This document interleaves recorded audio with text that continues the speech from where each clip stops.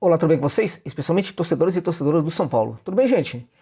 Espero que sim. Vamos comentar um pouquinho sobre essa derrota do Tricolor para o Flamengo. Vitória do Fla, né? Vitória importante do Flamengo, importante para dar mais confiança para esse trabalho do Tite, né? É aquela coisa, o torcedor do Flamengo nem sempre vai contar com o seu time jogando com muito mais posse de bola, enfim, dominando seu adversário lá no terço final. Nem sempre isso vai acontecer com o time do Tite. O Tite, na verdade, ele é um grande retranqueiro, na medida do possível, né? Agora, qual é o problema de um técnico ser retranqueiro? Qual é o problema do técnico optar em jogar, enfim, um futebol híbrido, né? Empate não, é defesa e ataque ao mesmo tempo, né? Defende quando precisa, ataca quando precisa. A gente percebe as duas coisas funcionando razoavelmente bem na equipe. Isso que a gente chama de modelo híbrido, né? Ou então até mesmo um jogo mais defensivo, em vários momentos, até de forma exagerada, mas com muita consistência, que é o que a gente está vendo neste momento no Flamengo, né? Eu diria para vocês até que essa derrota do São Paulo foi uma derrota muito dentro do previsível, diante daquilo que o Tricolor vem jogando nas últimas partidas. Então não foi uma grande novidade. O que irrita, na verdade, é como se processa a derrota do São Paulo. Então, assim, com todo respeito à torcida do Fla, que merece todo o meu respeito e também mereceu a vitória, merecia ganhar demais, inclusive, eu vou fazer um comentário aqui na perspectiva do que está fazendo o São Paulo, né? Muita gente deve estar comentando agora sobre a vitória do Flamengo, sobre enfim, a capacidade que jogadores do Flamengo entraram e mantiveram a qualidade do jogo, sobre De La Cruz, né? Luiz Araújo, enfim, Bruno Henrique, enfim, o Flamengo mandou muito bem, mas o São Paulo também mandou muito mal, né? E aí, meus amigos, é aquela coisa, tá ficando desesperador, né? Porque adianta chegar aqui e criticar o técnico que já não está mais no cargo, que não existe, que é uma múmia, né? Um técnico que, na verdade, enfim, só está no cargo porque esses incompetentes desses gestores de São Paulo ainda não tiveram a competência para buscar um treinador para colocar no lugar do técnico bebê, né? Então o São Paulo já se decidiu a buscar um treinador, só que está brincando com essa questão. Porque quando o São Paulo resolve buscar um treinador, o São Paulo inclusive retira de nós aqui uma certa legitimidade para criticar esse técnico incompetente, né? essa invenção aí, que é o Thiago Carpini, né? Então, essa aposta muito mal sucedida do São Paulo, falava que era uma aposta, e se não desse certo, os torcedores do São Paulo são testemunha disso. Eu falava que a culpa seria dos dirigentes, né? Porque o menos culpado de tudo isso é, na verdade, o técnico bebê. Não é que ele não tenha culpa, tá? Ele não é inocente nessa história, não. Não é. Em nenhum momento, se você deixasse, ele ficaria até o final do campeonato, caindo para a segunda divisão do futebol brasileiro, sendo eliminado de todos os campeonatos, e ainda assim ele falaria que o trabalho dele é bom, ele estava vendo evolução, que ele confia muito no trabalho dele, que ele se acha competente para o cargo. Porque ele é esquisito, gente. Ele programou essas ideias na cabeça dele, e aí quando o trabalho dele se choca com a realidade, e aí os resultados terríveis aparecem, nem isso quebra essa programação que esse técnico, essa invenção aí, acabou criando na cabeça dele. Então, fica como lição para parar de buscar técnico de água santa da vida, gente. Técnico que estava na Série B com Juventude. Técnico, sabe, uma novidade no futebol brasileiro, né, sem grande trajetória, sem conquista nenhuma, e se você olhasse para o último trabalho dele, você veria que ele não era nada capaz de ser técnico de São Paulo. Não oferecer nada, absolutamente nada, nada legitimava que ele fosse contratado pelo São Paulo. Então ele é o menos culpado, mas ele não é inocente não, tá? Não é porque ele não tem um mínimo de humildade, né? O que a gente percebe vendo as partidas do São Paulo é que, além de ser um técnico horroroso, ele não tem a menor leitura dos acontecimentos do jogo, não tem nada, né? E claramente, apesar de tudo isso, ele é o menos culpado. A gente precisa falar, por exemplo, aqui do seu Muricy Ramalho, que bancou o técnico bebê, né? A gente precisa falar aqui sobre o Belmonte, que nunca aparece, diretor que ganha muito dinheiro no São Paulo e nunca aparece, não faz nada no São Paulo, absolutamente nada. Será que ninguém nunca vai fazer alguma coisa em relação a isso? Esse senhor, né, ele ganha um salário altíssimo do São Paulo e não faz absolutamente nada. O que ele faz de vez em quando é aparecer em lives de alguns canais aí que patrocina esse tipo de trabalho horroroso dos gestores do São Paulo. Então essa gentalha aí é muito mais responsável, evidentemente, pelo que está acontecendo do que o técnico bebê, o técnico Carpini. Mas no jogo, não tem como também a gente não olhar, não reparar para o que faz o técnico. A gente olha para a escalação, você percebe lá, né, de novo, a tal da linha de 3 zagueiros, né, que tem ali o Diego, o Arboleda e o Ferrarese. Digo para você até que o Diego Costa não fez uma partida tão horrorosa como em outros momentos, né? Mas ele vai mudar para a linha de 4 e ele tem que tirar quem? Tem que tirar o Ferrarese. Porque na cabeça desse incompetente, o Ferrarese é um jogador que tecnicamente inferior ao Diego Costa, meus amigos. De onde vem isso? Né? Impressionante. E aí você tem ali uma zaga que não está funcionando, e não é somente também por causa da zaga, é também porque você não tem pegada no meio de campo, né? Pablo Maia está vivendo um momento horrível. Horrível.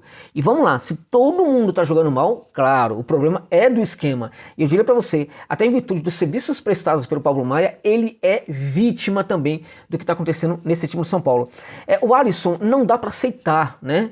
Não dá, ele nunca tira o Alisson. Reparem que no jogo de hoje ele chegou a tirar o Pablo Maia, mas ele não tira o Alisson. Tem alguma questão com o Alisson, né, que a gente não consegue entender. Eu, como analista, sei que tem um problema tem a questão a tal da essência da velocidade no jogo do São Paulo.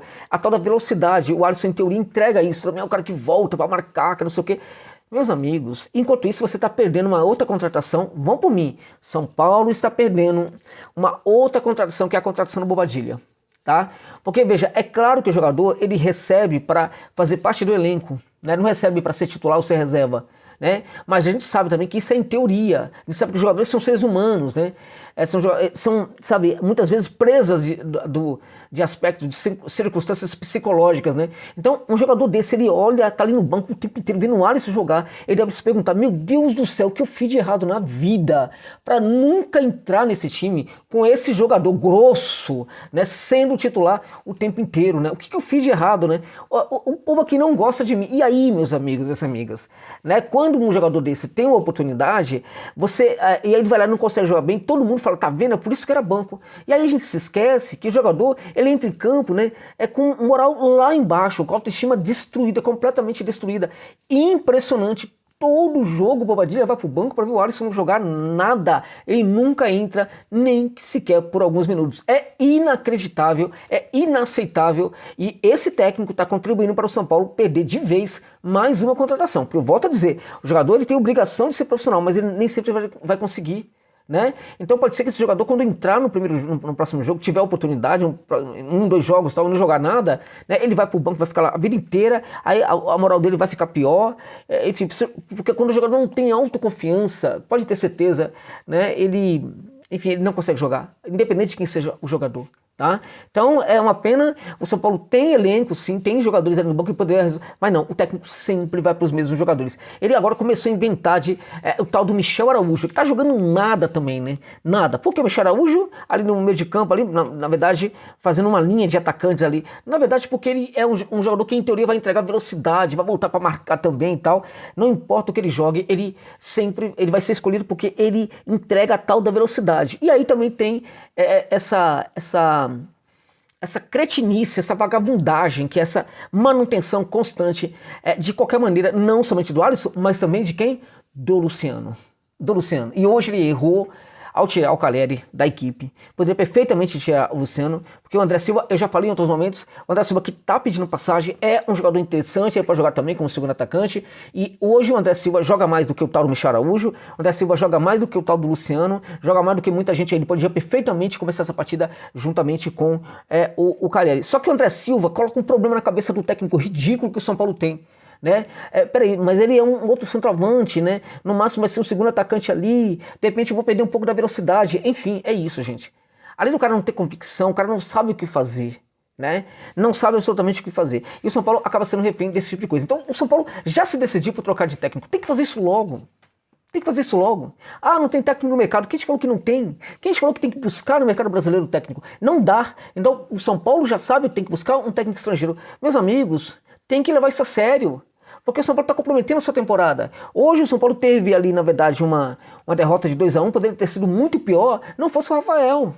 O Rafael ajuda o São Paulo a não ser goleado pelo Flamengo. E vou dizer mais uma coisa para vocês, o Flamengo não precisou se esforçar muito hoje para ganhar o São Paulo e poderia ter ganhado por muito mais. Não fosse o Rafael, o São Paulo teria sido goleado no Maracanã pelo Flamengo, né? Teria sido goleado, totalmente goleado, não fosse o goleiro Rafael. Então, o que eu acho, na verdade, é que assim, uma vez que já se decidiu que vai tirar o técnico bebê, esse bebê chorão, né, arrogante, o tal do professor Capim, professor na puta que te pariu, meu irmão. Quando eu lembro disso, eu fico, professor na puta que te pariu, meu irmão, tá? Porque nem Luxemburgo da vida fala pra torcida adversária, aqui é o professor Luxemburgo, né? Então é professor na puta que te pariu, você entende? Você não entende porra nenhuma. Vem querer ser professor aqui. Então, quem inventou esse técnico aí, né, também deveria ser mandado embora junto com o técnico. Mas isso não vai acontecer. Né? Hoje, um Belmonte, com a sua inação, é muito responsável pelo que está acontecendo no São Paulo. Mas nada vai acontecer com ele também. Né? Com o Casares nada vai acontecer, com o Muricy nada vai acontecer. Não vai acontecer nada com esses caras, gente. Nada, absolutamente nada. Então veja, que no mínimo busque e entregue logo um técnico que presta à altura do São Paulo para esse time do São Paulo, porque ao contrário do que muita gente pensa, muita gente fala, precisa de reforço, isso aqui precisa nada. Tá? Eu volto sempre a dizer, Dorival encontra muito mais gente, proporcionalmente muito mais gente na enfermaria quando ele chega no tricolor do que esse técnicozinho aí, né, meia boca que o São Paulo contratou. Né? Então não tem nada a ver com enfermaria o fato do São Paulo estar jogando assim. E o São Paulo sim tem elenco para jogar, até porque ele não testa jogador, ele não tenta construir jogador, ele não faz experiência, faz nada, é um medrosão, né? Ele tá sempre com medo de fazer o 2 ali naquela área reservada ao técnico, né? Então ele nunca tenta algo de novo, é sempre a mesma coisa, né? Eu vou tirar um zagueiro, eu vou tirar o Ferrarese, né? Eu vou tirar o Ferrarese e manter o Diego, né? Eu vou tirar até o Pablo Maia, mas eu vou manter o Alisson, né? Eu não tiro o Luciano de jeito nenhum. Então como não falar que ele não é responsável, gente, também? É claro que a gente tem que responsabilizar muito mais os dirigentes, mas enquanto essa praga estiver ali comandando o banco de reserva do São Paulo, ele também é responsável. Porque veja, por mais que nós entendamos, né, que ele é o menos culpado, não tem como não olhar para o que ele faz, né, e nos assustar com o que ele faz. Né? Não tem como não se revoltar com o que ele faz. Não tem como, porque ele é muito ruim, gente. Ele não é só ruim, ele é muito ruim. Eu vou dizer uma coisa para vocês. Eu acompanhava, eu falava isso pra vocês, que ele não era o técnico de cara para o São Paulo, o que ele fez lá no Juventude. Eu falei tudo pra vocês isso daí. Né? O pessoal, mas ele subiu com o Juventude, eu contei a história pra vocês do que aconteceu em vários momentos aqui, razão pela qual ele subiu com o Juventude, eu contei tudo. Eu falava, ele não é um técnico pro São Paulo, no entanto naquela ocasião todo mundo ia atrás de um tal do vídeo, de uma entrevista que ele deu falando de posse de bola, do jogo com a bola, que não sei o quê, parecia o Guardiola falando, né? Pareceu o Belmonte dos técnicos, né? O Belmonte que começa a falar, fala um monte de M e todo mundo acha que ele é diferente, né? Então ele falava naquela entrevista muita coisa e muita gente caiu naquele engodo sem olhar para o trabalho dele no Juventude. É muito importante avaliar o trabalho do profissional, não olhar para nome, não olhar para tal, enfim, olhar para o trabalho, o que era o trabalho dele. O trabalho dele falaria, o que eu vou fazer no São Paulo é o 2, e o que ele está fazendo no Morumbi é o 2, mas tanto 2, está fazendo 2 em tanto lugar, gente, que você chega ali na ponte do Morumbi, você já sente odor, tomando conta, sabe? Você chega lá na Vila Sônia, lá na Matarazzo, você já tem, na Francisco Matarazzo, já tem o cheiro do negócio, sabe? Já tem aquela coisa, lá na USP, gente, lá na Ponte Butantã, você já tem o cheiro, tá? O negócio já toma conta das suas narinas quando você chega, você tá lá em Pinheiros, pra você ter ideia, e já sente um cheiro estranho. Você fala, será que é o Rio Pinheiros? Não, não é o Rio Pinheiros, é a quantidade de 2 que esse técnico meia boca o tempo inteiro faz no Morumbi, né? Então já tá fora do tricolor, pelo menos que o São Paulo corra atrás, entregue logo um técnico de verdade, sob risco de comprometer a temporada do São Paulo por completo. Né? O São Paulo já é lanterna do Campeonato Brasileiro. O que mais precisa? Né? Precisa ser eliminado da Libertadores de América? O que mais precisa ser feito para o São Paulo é correr e entregar rapidamente um técnico? Ah, mas pode ser caro agora. Não interessa, meu amigo. Não é raro. Então agora é raro. Então isso também implica dinheiro, implica gastos. Que gastem tudo que for necessário para trazer um técnico de verdade e entregar logo para o São Paulo, para a gente ver essa equipe jogando um pouco mais de bola, porque o que a gente tá vendo agora é essa equipe entregando ódio, entregando raiva, gente, entregando ausência de sono, pesadelo para os seus torcedores. E os torcedores e as torcedoras do São Paulo não merecem essa canalice que está sendo praticada contra as suas emoções. É isso.